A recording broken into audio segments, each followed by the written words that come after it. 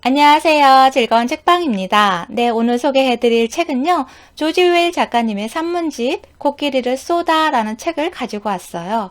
코끼리를 쏘다.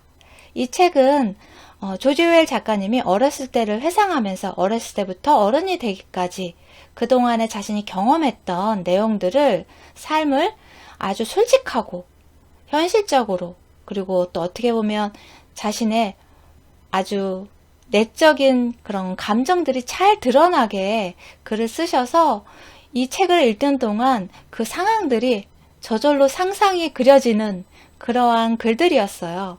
이분에 대해서 잠깐 소개를 해드리고 책 내용을 읽어드릴게요. 조지 웰 작가님은 1903년 영국 식민지였던 인도 벵골 지방에서 태어났고요. 영국의 명문 이튼 스쿨을 졸업하고 인도 제국 경찰로 미얀마에서 근무하지만 제국주의의 환멸을 느껴서 그만두고 5년 동안 빈민 생활을 해요. 그때 자신의 경험을 통해서 느꼈던 그러한 부분들을 글로 써서 출간을 하게 돼요. 그 이후에 계속 지속적으로 글을 쓰고요. 그 이후에 현실 세계를 풍자한 소설을 쓰게 돼요. 동물농장이라는 소설을 쓰게 되는데 이 소설로 세계가 주목하는 작가가 되고요. 그 이후에 1984라는 소설로 문학적 명성을 얻게 돼요. 지금부터 책 내용의 일부를 읽어드릴게요. 이 부분은 조지 웰 작가님이 8살부터 기숙학교, 예비학교를 들어가게 돼요. 세인트 시프리언스라는 학교에 예비학교에 들어가서 생활을 하게 되는데 그때 경험했던 내용을 담은 글이에요. 지금부터 책 내용을 읽어드릴게요. 개인적 애착도 마찬가지였다. 무엇을 느끼라고 말하기는 쉽지만 감정이 명령으로 생기는 건 아니었다. 플립과 산보에게 감사한 마음을 갖는 게 나의 당연한 도리였다. 여기서 플립과 산보는 그 학교의 교장 선생님과 학교 선생님을 이야기를 해요. 하지만 나는 감사한 마음이 들지 않았다. 자기의 아버지를 사랑해야 한다는 것도 분명한 이치였지만 나는 그저 아버지가 싫었고 그것 또한 분명했다. 8살 전까지는 아버지를 본 적도 거의 없었고 내게 아버지는 하지마를 무한 반복하는 퉁명스러운 목소리에 노인네에 불과했다. 올바른 자질을 갖추고 합당한 감정을 갖기 싫어서가 아니었다. 그럴 수가 없었다. 옳은 것과 가능한 것은 결코 일치하지 않는 듯했다.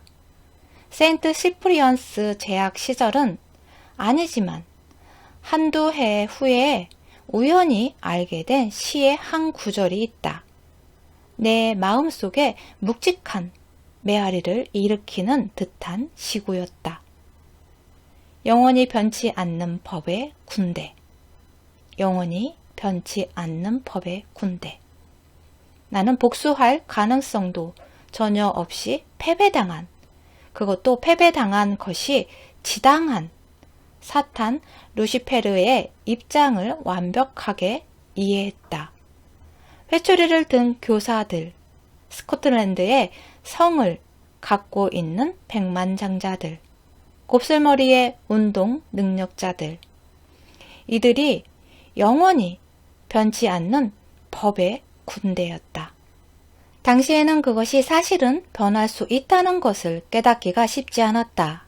그리고 그 법에 따르면 나는 이미 망한 몸이었다. 나는 가난했고 허약했고 못생겼고 인기 없었고 기침을 달고 살았고 겁쟁이였고 냄새를 풍겼다. 이런 모습이 내 상상만은 아니었음을 말하고 싶다. 나는 변변찮은 아이였다. 설령 전에는 그렇지 않았다 해도 세인트 시프리언스가 금세 나를 그렇게 만들었다. 하지만 아이가 자기 결점을 믿어버리면 그 믿음은 웬만한 사실에도 끄떡하지 않는다. 예를 들어 나는 나에게 냄새가 난다. 냄새가 난다고 믿었는데 그 믿음에 합리적인 근거는 없었다. 단지 일반적인 개연성에 근거했을 뿐이다.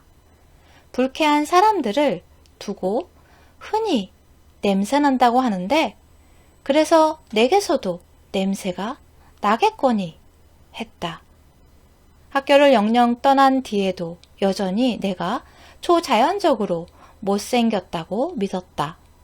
그게 내 학우들의 평이었고 내게는 달리 참고할 만한 근거가 없었다. 내가 성공한 삶을 사는 건 불가능하다는 확신은 어른이 되고 한참 후에까지도 내 행동에 깊은 영향을 미쳤다. 30살 무렵까지도 늘 나는 큰일을 도모해봤자 망할 게 뻔하고 앞으로 몇 년이나 더 살지 모른다는 가정하에 앞날을 계획했다. 다만 이런 자괴감과 필연적인 패배주의를 상쇄해주는 것이 있기는 했다. 그건 바로 생존 본능이었다. 허약하고 못생기고 비겁하고 냄새나고 무엇 하나 내세울 것 없는 존재도 계속 살고 싶고 자기 나름의 행복을 추구하려는 욕구가 있기 마련이다. 내가 기준의 가치 척도를 뒤집거나 내 삶을 성공적으로 바꿔 놓을 수는 없었지만 적어도 실패를 인정하고 나름의 최선을 다할 수는 있었다. 그리고 내 처지를 받아들이고 그 조건에서 살아남을 방도를 찾을 수는 있었다. 살아남는 것 또는 적어도 나름의 독자성을 지키는 것은 본질적으로 범죄였다. 스스로 인정한 법칙들을 깨는 일이었기 때문이다. 몇 달씩 나를 몹시 괴롭히던 조니 헤일이라는 아이가 있었다. 덩치가 크고 힘이 세고 벌건 얼굴에 검정 곱슬머리에 잘생긴 녀석이었다. 헤일은 다른 애들의 팔을 비틀고 길을 잡아당기고 말 채찍으로 때리는 게 일이었고 축구장에서는 뛰어난 실력을 뽐냈다. 플립은 이 녀석을 끔찍히 예뻐했고 산포는 녀석을 품성과 패기를 갖춘 학생으로 추켜 세웠다. 녀석을 지배자라는 별명으로 부르며 따라다니는 졸개들도 한 무리가 있었다. 어느 날 우리가 탈의실에서 외투를 벗고 있을 때 헤일이 무슨 까닭인지 내게 시비를 걸었다. 내가 말대꾸를 하자 녀석이 내 손목을 휘어잡더니 팔뚝이 반대로 돌아가도록 비틀었다. 소름 끼치게 아팠다. 녀석이 잘생기고 시뻘건 낯짝을 조롱하듯 내 얼굴에 들이대던 모습이 지금도 눈에 선하다. 녀석은 힘이 장사였을 뿐 아니라 내 기억에 나보다 나이도 많았다. 녀석이 나를 놔줄 때 나는 독하고 고약한 결심을 했다. 녀석이 방심하고 있을 때 때려서 안갚음을 하겠다고 마음먹은 것이다. 전략적 판단이 필요한 순간이었다. 산책 나갔던 교장이 곧 돌아올 거라 더 이상 싸울 수가 없었다. 나는 1분쯤 기다렸다가 최대한 악이 없는 표정을 지으며 헤일에게 다가갔다. 그런 다음 온몸의 힘을 주먹에 실어 녀석의 얼굴을 후려 갈겼다.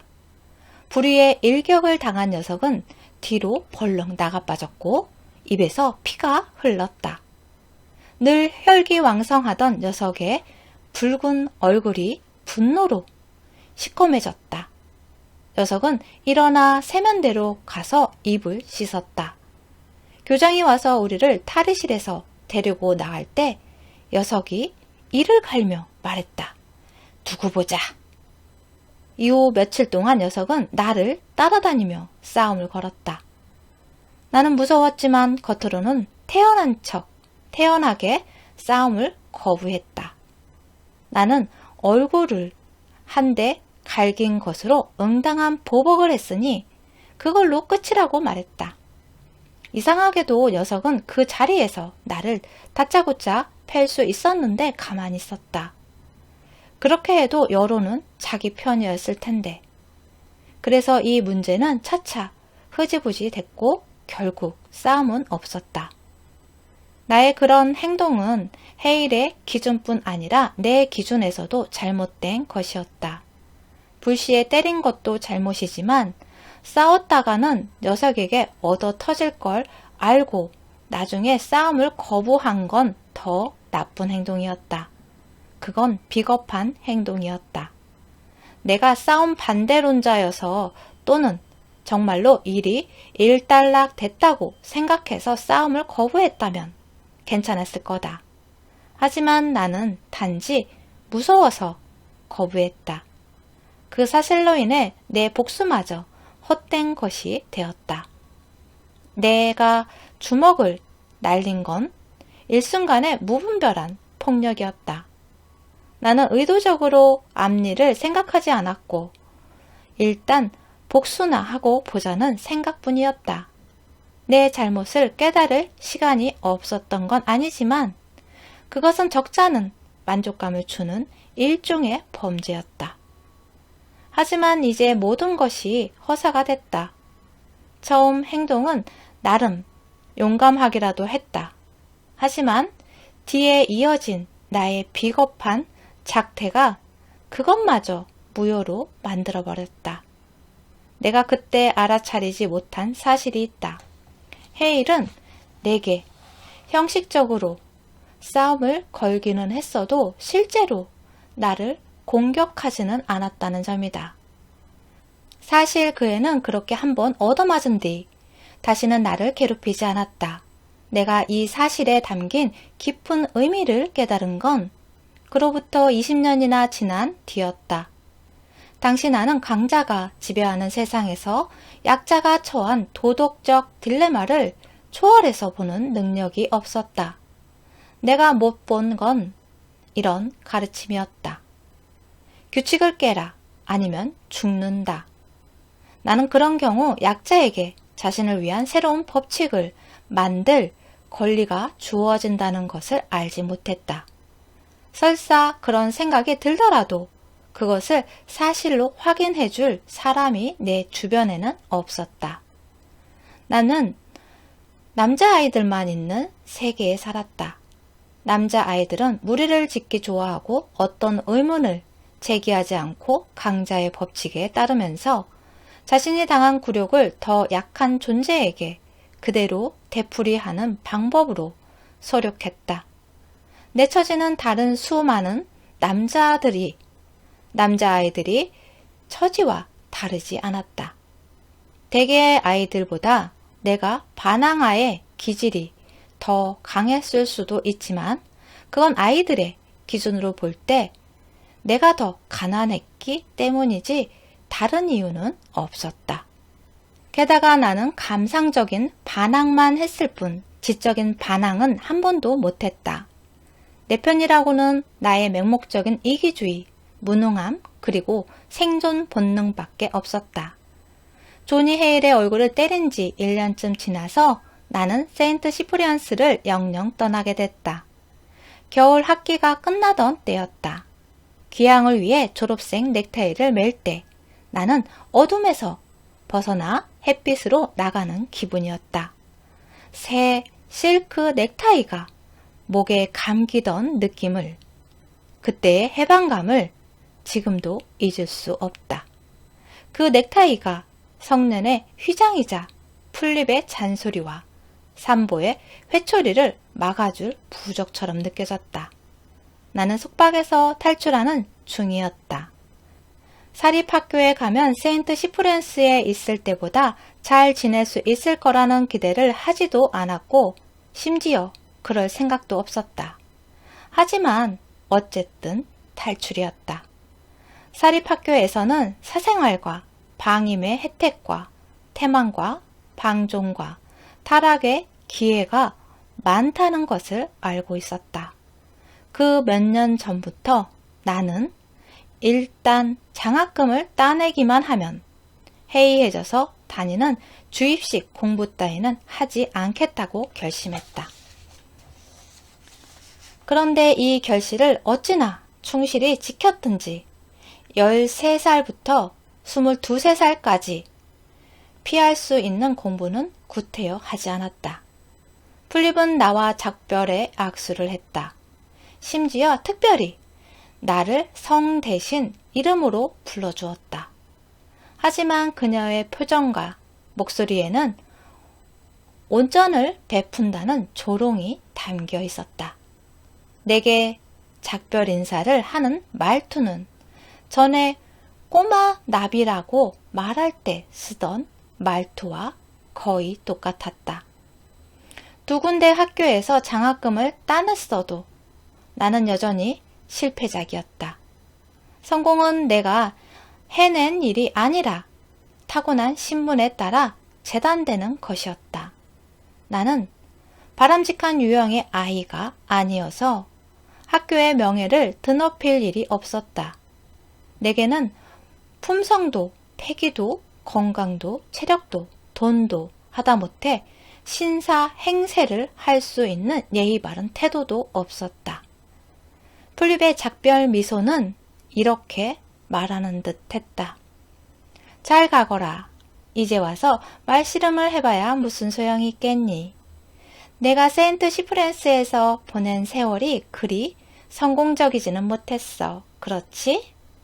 사립학교에 가서도 뭐 끝내주게 잘 해낼 거라 같지는 않구나. 하기야 우리의 실수지. 우리의 시간과 돈을 너에게 낭비하는 게 아니었어. 사실 이런 교육은 배경과 장래성이 너 정도밖에 안 되는 아이에게는 해줄 수 있는 게 별로 없어. 아, 그렇다고 우리가 너를 모른다고 생각하지는 마라. 우리는 내가 속으로 무슨 생각을 하는지 낱낱이 아니까 말이야. 내가 우리의 가르침을 무엇 하나 믿지 않는다는 것도 알아. 우리가 이때껏 베풀어준 것에도 감사하는 마음이 전혀 없다는 것도 알지. 하지만 지금 그 이야기를 꺼내봐야 무슨 소용이 있겠니? 우리는 더 이상 너에 대한 책임이 없고 너를 다시 볼 일도 없을 테니까. 그저 내가 우리의 실패작 중 하나라는 것만 인정하고 서로 나쁜 감정 없이 헤어지기로 하자. 그럼 잘 가거라. 적어도 이것이 내가 그녀에게 그녀의 얼굴에서 읽을 수 있는 것이었다. 그럼에도 그 겨울날 아침, 기차가 빛나는 실크 넥타이를 목에 두른 나를 멀리 데려갈 때 나는 얼마나 행복했던가. 세상이 내 앞에 열리고 있었다. 다만 아주 조금만 잿빛 하늘에 파란색 균열이 가듯이. 사립학교는 세인트 시프리안스보다는 재미있었겠지만 근본적으로 내게 이질적인 곳인 건 마찬가지였다. 필수 준비물이 돈, 자기 있는 친척, 운동 실력, 개인 맞춤 옷, 단정히 빗어 넘긴 머리. 매력적인 미소인 세상에서 나는 쓸모없는 존재였다. 그곳에서 내가 얻어낸 것이라고는 숨 돌릴 틈뿐이었다. 약간의 고요, 약간의 방종, 주입식 공부로부터의 약간의 유예. 그 다음에는 몰락, 무슨 종류의 몰락인지는 몰랐다. 어쩌면 식민지나 사무실 걸상 아니면 감옥이나 요절일 수도 있다. 하지만 아무튼 첫 한두 해는 해이하게 지내며 파우스트 박사처럼 재의 달콤함을 맛볼 수 있었다. 나는 내 운명이 평탄치 않으리라는 것을 굳게 믿었지만 그래도 너무나도 행복했다. 13살 나이에 이점은 순간에 충실하게 살 수 있다는 것. 그것도 맨 정신으로 그럴 수 있다는 것. 미래를 예견하면서도 거기에 신경 쓰지 않을 수 있다는 것이다. 네. 다른 부분을 읽어드릴게요. 이 책의 제목인 코끼리를 쏘다 라는 부분이거든요. 이 부분은 조조엘 작가님이 경찰로 근무했을 때 경험한 그런 내용들을 담고 있어요. 그 부분을 일부분을 읽어드릴게요. 경찰로 일을 하고 있을 때 코끼리가 발전기가 되어서 난동을 부린 사건이 있었어요. 야생 코끼리가 아니고 조련사가 훈련을 시킨 코끼리였는데 발전기 때는 난동을 많이 부리나 봐요. 그래서 그 조련사가 있어야지만 제어를 할 수 있는데 그 조련사가 옆에 없었어요.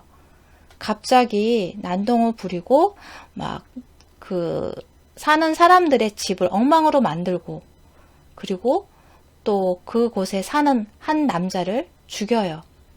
그리고 이 사람이 조조엘 작가님이 도착했을 때 그 죽은 사람을 발견을 하게 되죠. 그 상황을 경험한 부분을 읽어드릴게요. 나는 죽은 남자를 보자마자 근처에 사는 친구 집으로 연락병을 보내 코끼리 사냥용 소총을 빌려오게 했다. 타고 온 조랑말은 이미 돌려보냈다. 조랑말이 코끼리 냄새에 겁을 먹고 날뛰다가 나를 내동댕이 치는 것을 원치 않았기 때문이었다. 몇 분 후 심부름 보냈던 연락병이 소총 한 자루와 탄약통 5개를 가지고 돌아왔다. 그 사이 범아인 몇 명이 와서 우리에게 코끼리가 불과 수백 야드 떨어진 아래쪽 밭에 있다고 했다. 내가 출발하자 동네 사람들이 죄다 집 밖으로 몰려나와 내 뒤를 따랐다. 사람들은 소총을 보자 내가 코끼리를 쏠 참이라며 신이 나서 법석을 떨었다. 코끼리가 자기 집을 때려 부술 때는 별 관심 보이지 않더니 이제 코끼리가 총에 맞을성 싶으니까 태도가 달라졌다. 영국 군중이라고 다르지 않겠지만 이들에게는 흔치 않는 구경거리다. 더군다나 이들은 덤으로 코끼리 고기까지 얻을 수 있었다. 사람들이 따라오는 게 꺼림칙했다. 나는 코끼리를 쏠 마음이 전혀 없었다. 소총을 가져오라고 한 건 유사시 호신용으로 쓰기 위해서였다. 게다가 구경꾼들이 따라 붙는 건 늘 불안한 일이었다. 나는 소총을 어깨에 둘러매고 산비탈을 저벅저벅 내려갔다. 바보 같은 모습이었고 바보가 된 기분이었다. 사람들 무리가 점점 더 불었다. 그들은 서로 밀치며 내 뒤에 딱 붙어 날아왔다. 동네를 벗어나 산비탈을 다 내려가니 자갈길이 나갔고 그 너머에 진창이 된 밭이 1000야드나 뻗어 있었다. 장마철이 시작된 탓에 아직 쟁기질도 하지 않은 밭에 질척하게 물이 차오르고 여기저기 거친 풀이 자랐다. 코끼리는 도로에서 80야드 떨어진 곳에 있었고 몸 왼편을 우리 쪽으로 향하고 있었다. 녀석은 군중이 다가오는 것에 전혀 관심을 보이지 않았다. 그저 태연히 기다란코로 풀 뭉텅이를 뜯어 제 무릎에 탁탁 쳐서 흙을 털어내고는 입속에 쑤셔 넣고 있었다. 나는 길에 멈춰 서 있었다. 코끼리를 보자마자 녀석을 쏘는 것은 있을 수 없는 일이라고 완벽히 확신했다. 사람이 부리는 코끼리를 쏘는 건 중대한 문제로 값비싼 대형 기계를 파괴하는 것과 맞먹는 일이었다. 불가피한 상황이라면 모를까. 코끼리를 죽이는 건 절대 금물이었다. 더구나 저렇게 멀찍이 떨어진 곳에서 평화로이 풀을 뜯는 코끼리는 소보다도 위험해 보이지 않았다. 그때 나는 녀석의 발전기 난동이 이미 끝났다고 판단했고 지금 생각해도 그렇다. 그렇다면 녀석은 사육사가 돌아와서 데려갈 때까지 아무 해도 끼치지 않고 그저 한가로이 돌아다니기만 할 게 아닌가. 무엇보다 나는 녀석을 쏘고 싶은 마음이 손톱만큼도 없었다. 나는 한동안 녀석을 지켜보며 녀석이 다시 흉포해질 낌새가 없는 걸 확인한 다음 귀가하기 작정했다. 그때 나는 뒤로 돌아서다가 나를 따라온 군중을 보았다. 엄청난 인파였다. 적어도 2,000명은 되어 보였고 계속 불어나고 있었다. 길 양쪽 모두 멀리까지 사람들로 막혀 있었다. 나는 알록달록한 옷 위로 떠있는 노란 얼굴들의 바다를 바라보았다. 재미있는 구경을 할 생각에 신나고 흥분된 표정이었다. 내가 코끼리한테 총을 쏠 것으로 철석같이 믿는 것 같았다. 마치 마술을 막 시작하려는 마술사를 주목하듯 나를 보고 있었다. 그들은 나를 좋아하지 않았지만 마법의 소총을 든 나는 잠시나마 봐줄 만한 가치가 있었던 것이다. 결국엔 내가 코끼리를 쏠 수밖에 없다는 걸 문득 깨달았다.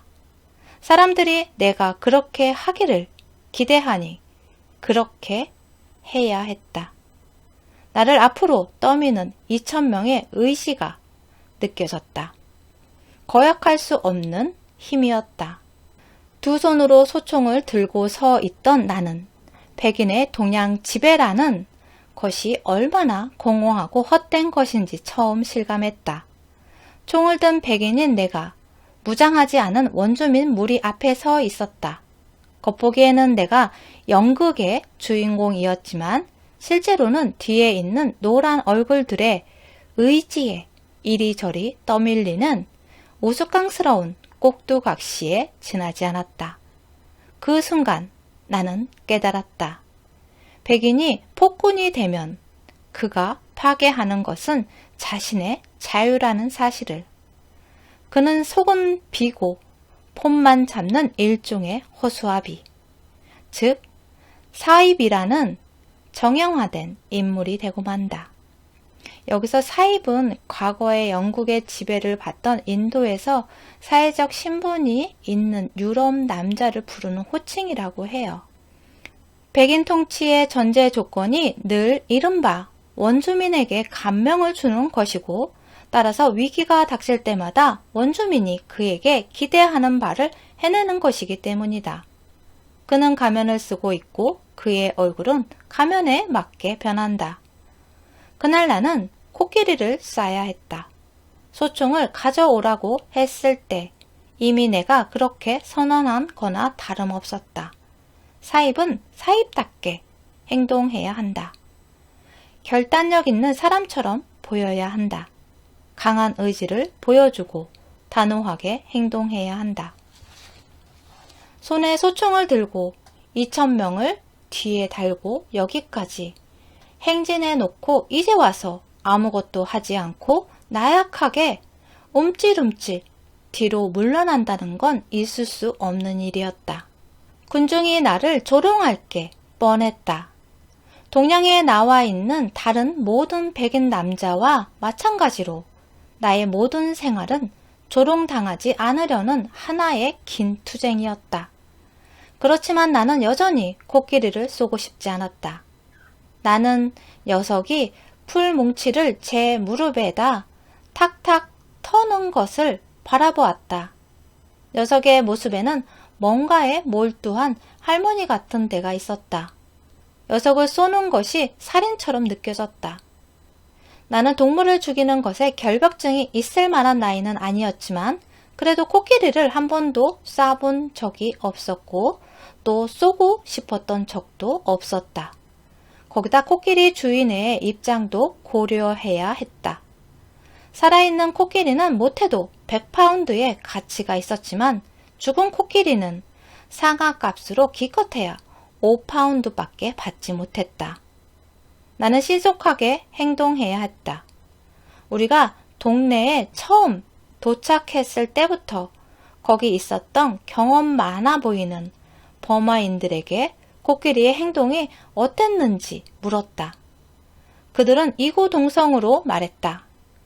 가만히 내버려두면 녀석도 신경 쓰지 않겠지만 너무 가까이 다가가면 덤벼들지도 모른다는 것이다. 이제 내가 무엇을 해야 할지 분명해졌다. 코끼리에게 대략 반경 25야드 정도까지 접근해서 녀석의 행동을 떠봐야 했다. 만약 녀석이 달려들면 총을 쏘면 그만이었다. 만약 녀석이 나를 거들떠보지도 않으면 사육사가 돌아올 때까지 녀석을 그냥 둬도 무방하다는 뜻이었다. 하지만 나는 내가 그렇게 하지 않을 거라는 것도 알고 있었다. 나는 소총 사격에 서툴렀고 땅이 진흙탕이라 걸을 때마다 발이 푹푹 빠지게 생겼다.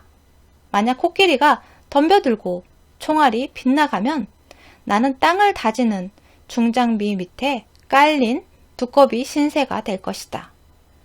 그런데 그때조차도 나는 내 목숨 걱정보다 등 뒤에서 나를 따갑게 지켜보는 노란 얼굴들이 더 신경 쓰였다. 군중이 나를 지켜보는 그 순간의 두려움은 내가 혼자 있었다면 느꼈을 통상적인 의미의 두려움과는 다른 것이었다. 백인 남자는 원주민 앞에서 겁먹은 꼴을 보여서는 안 되기 때문에 웬만해서는 겁을 먹지 않는다. 그때 내 머릿속에는 이런 생각밖에 없었다. 만약 일이 잘못되면 저 2,000명의 버마인들은 내가 쫓기다가 잡히고 짓밟혀서 산비탈 위에 쓰러져 있던 인도인처럼 이를 드러난 채 쓰러져 있는 시체가 된 것을 보게 되겠지. 그리고 만약 그런 일이 일어나면 저들 중에는 웃는 사람도 분명 있을 것이다. 그런 일은 결코 일어나선 안 되었다. 그것을 피할 방법은 하나밖에 없었다. 나는 탄창에 탄약을 밀어넣고 조준하기 좋게 길 위에 엎드렸다. 군중이 지저근 듯 조용해지더니 마침내 연극 무대에 막이 올라가는 것을 본 관객들이 동시에 내는 것처럼 깊고 낮고 행복한 한숨들이 수없이 많은 목구멍에서 흘러나왔다. 그들은 결국 그들 몫의 재미를 보게 됐다. 소총은 십자선 가늠새가 달린 멋진 독일제였다. 그때 나는 코끼리를 쏠 때 녀석의 양쪽 귓구멍을 잇는 가상의 빗장을 끊는다는 생각으로 쏴야 한다는 것을 알지 못했다. 그때처럼 코끼리가 옆으로 서 있을 때는 녀석의 귓구멍을 바로 조준해야 했다. 하지만 나는 코끼리의 뇌가 훨씬 앞쪽에 있을 것으로 생각하고 귓구멍에서 몇 인치 앞을 겨냥했다. 중간 생략하고 그 뒷부분을 읽어드릴게요. 물론 그 후 내가 코끼리를 쏜 것을 두고 기나긴 논쟁이 이어졌다. 코끼리 주인은 분통을 터뜨렸지만 인도인이 할 수 있는 건 아무것도 없었다. 거기다 법적으로도 내가 한 일은 잘못이 아니었다. 미친 코끼리는 주인이 통제하지 못하면 미친 개와 마찬가지로 죽여야 했다. 유럽인들 사이에서는 의견이 갈렸다. 나이 많은 사람들은 잘한 일이라고 했고 젊은 사람들은 쿨리를 죽였다는 이유로 코끼리를 쏘는 건 말도 안 되는 것이라고 했다. 코끼리는 드라비다인 쿨리 따위에 보다 가치 있다는 거였다. 나중에 나는 쿨리가 죽은 사건을 내심 다행스럽게 여겼다. 그의 죽음은 내 행동을 법적으로 정당화했고 코끼리를 쏠 충분한 핑계로 작용했다. 나는 종종 생각해 보았다. 내가 그때 코끼리를 쏜 건 그저 바보처럼 보이는 걸 피하기 위해서였다는 걸 눈치챈 사람이 있을까? 네, 오늘은 여기까지 읽어드릴게요. 구독과 좋아요도 부탁드릴게요. 지금까지 들어서 감사합니다. 다음 시간에 또 만나요.